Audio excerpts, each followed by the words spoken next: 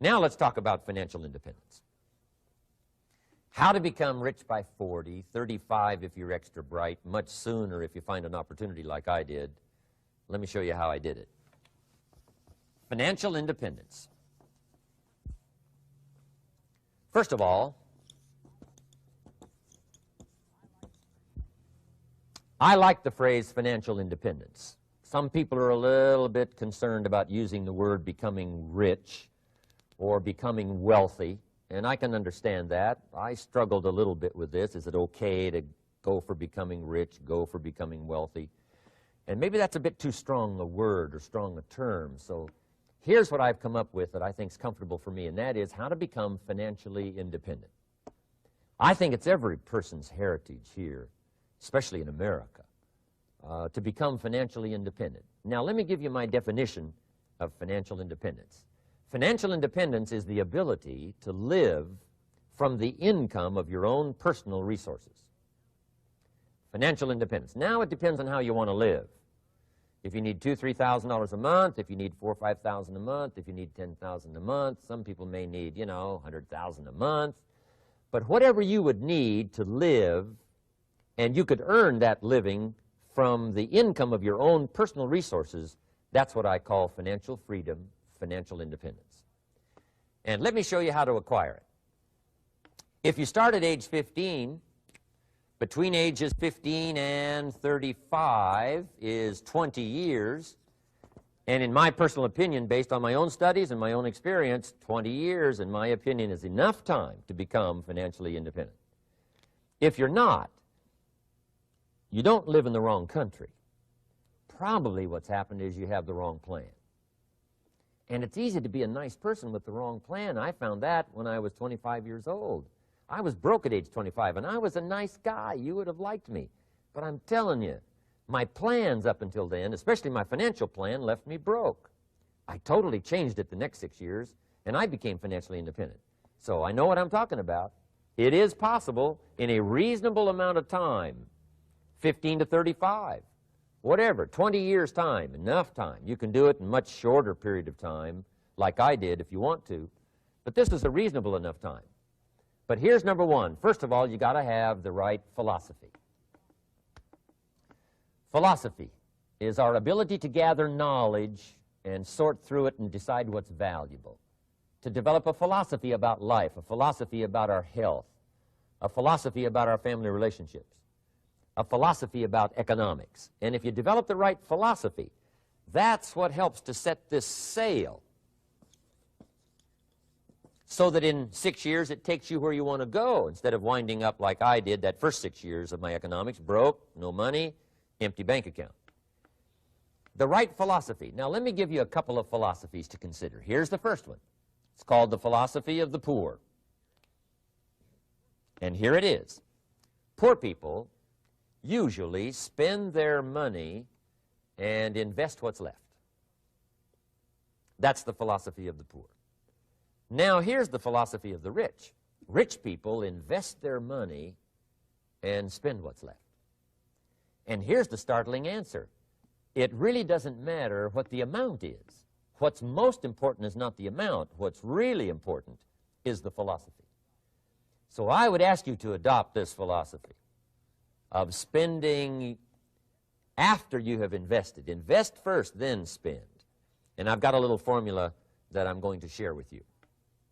Now, what should a child do with a dollar? I mean, there's a lot of debate going on, I'm sure, across the country on what a child should do with a dollar. Here's one opinion. It's only a child and it's only a dollar. What difference does it make?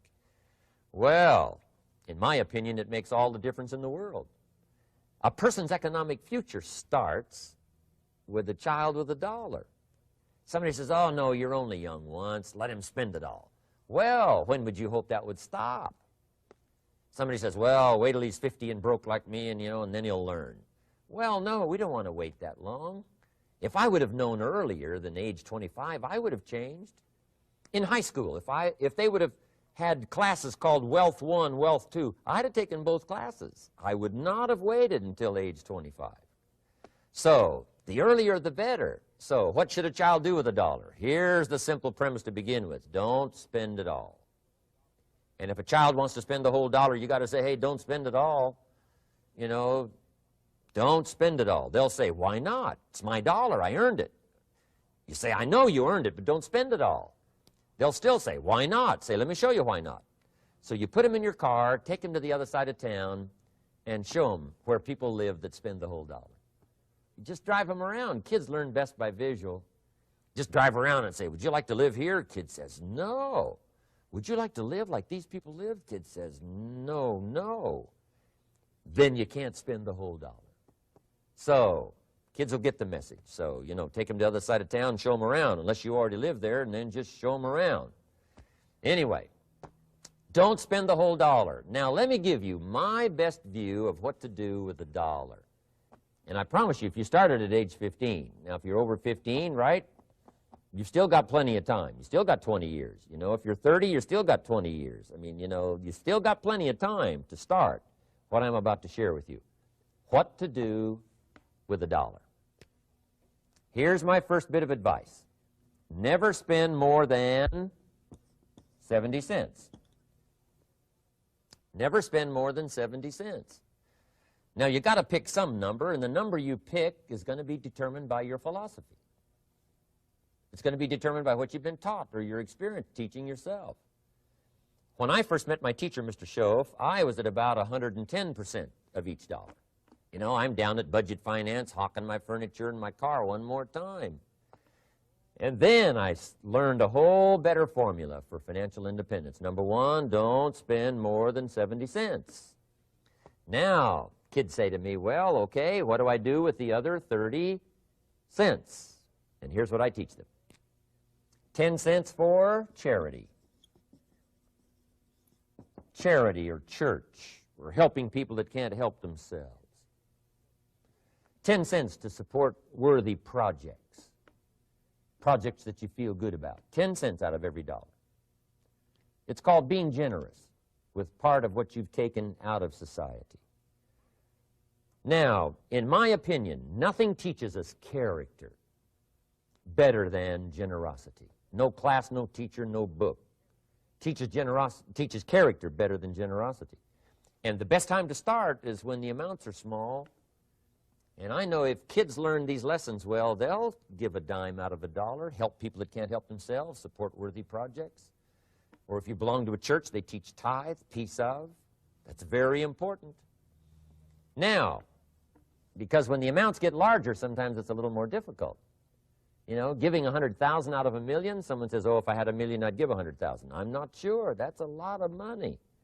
So the time to start is when the amounts are small, 10 cents out of the dollar. Okay, next 10 cents I call active capital. Active capital means do something to make a profit. Active capital. Set aside a portion of your income. Wages are okay, but I'm telling you, wages will make you a living. Profits will make you a fortune. So set aside part of your income as capital, called active capital. Any kind of project you can possibly think of, you can possibly come up with. I'm going to write a new book, I think, for kids. I think the title is going to be, Of Course Kids Should Pay Taxes. It's kind of an interesting title. In California, kids do pay taxes. When a child walks into 7-Eleven, buys something that costs $1, the proprietor says, give me 7 more pennies. And the child says, hey, what's these 7 pennies for? And the proprietor says, that's the taxes. Kid says, well, hey, I'm only 8 years old. Proprietor says, congratulations, you're my youngest taxpayer. Give me the money. So in California, where I live, kids do pay taxes. Big question is, should they? And my book will answer that question. Of course, kids should pay taxes. Nothing is for free. If you want to ride your bicycle on the sidewalk instead of in the mud, you got to pay the 7 pennies. Nothing is free, so we all have to pay. So, 10 cents out of your living, out of the money you earn, set aside for capital. Capital to try your best to show a profit. And in my book, it's going to be all kinds of ways kids can make money, right? 2 bicycles, one to ride and one to rent. I mean, you know, it doesn't take long to figure out some enterprise that'll start making a profit. Then you must jot this down if you're taking notes. Profits are better than wages. One, you can't usually start wages until you're about 16, 15, 16, but you can make a profit long before you're eligible to start earning wages. And then there's no limit to profits, and they can double and triple and quadruple. You know, there's no limit. It's incredible how fast profits can grow. So profits are better than wages. Wages make you a living, profits make you a fortune. Now, the third 10 cents is vitally important. I call it passive capital. Capital you let somebody else use. A financial institution, stocks and bonds, mutual funds, whatever. Let someone else use it. You furnish the money. They use it to make a profit, but they pay you for the use of it, called interest. And here's one of the things that will make you financially independent fairly quickly, and that's called compound interest. And this is how you get it. Letting someone else use a portion of your money, your substance. They show the profit, they pay you interest. And this passive capital, I'm telling you, over a sustained period of time, if you'll develop this little 10, 10, 10, and 70, especially starting at age 15, I'm telling you, by the time you're 35, you will be financially independent. You'll have the ability to live from the income of your own resources. And then one more point on passive capital. There's a Bible philosophy. I'm an amateur on the Bible. But there's a Bible philosophy that teaches the borrower is servant to the lender. And if you want to be in a powerful position as you grow older, finally when you become mature, maybe have your own business, things have worked out for you for the future, the position you always want to be in is the power position, and that's called the lender. The lender is the power position. So if kids learn early enough, and then you ask them what they'd like to be when they grow up, I'm telling you, once they understand, they'll say, well, one of the things I want to be is one of those lenders. That's the power position, not the spender. No, you'll be pitied the rest of your life if you just become a spender. You got to become a lender. And I think this is the one formulas to follow. 10 cents out of every dollar. Let someone else use it. Be the lender, power position. Then try to show a profit. Can't we teach our children how to take $1, search the neighborhood, find a broken wagon, pay $1 for it, bring it home, you know, clean it up, sand it until it's clean, paint it red till it shines, straighten out the wheels till they're true, take it back to the neighborhood, sell it for $5? Anybody can do that. Now, does the child deserve $4 profit? And the answer is yes. Society now has a mended wagon. And that's what America's all about. Finding something, touching it, making it better, making a profit, taking part of your resources, helping people who can't help themselves.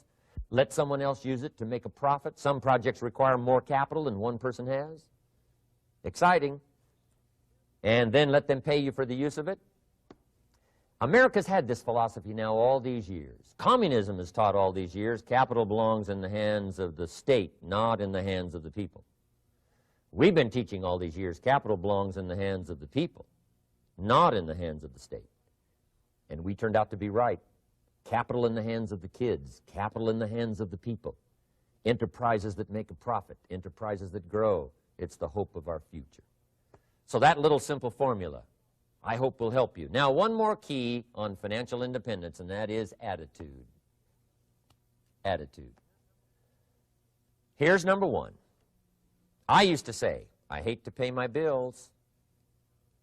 My teacher straightened me out on that. He said, let's see, Mr. Rohn, what you hate to do is pay $100 on an account and reduce your liabilities and increase your assets. I said, well, no, not if you look at it that way. He said, well, it all depends on how you look at it. So wouldn't you love to pay your bills, reduce your liabilities, increase your assets? You got to have that kind of attitude. I found out the same attitude about taxes. I used to say, I hate to pay my taxes. And Mr. Shove said, well, that's one way to live. But don't you understand? Taxes is how we care and feed the goose that lays the golden eggs. Wouldn't you want to do your share? Someone says, yes, but the goose eats too much. Probably true. But hey, we all eat too much. We all need to go on a diet. Better a fat goose than no goose. So I finally became a happy taxpayer. Now, I think taxes are too high, so I'm working to get taxes lowered for our economic future.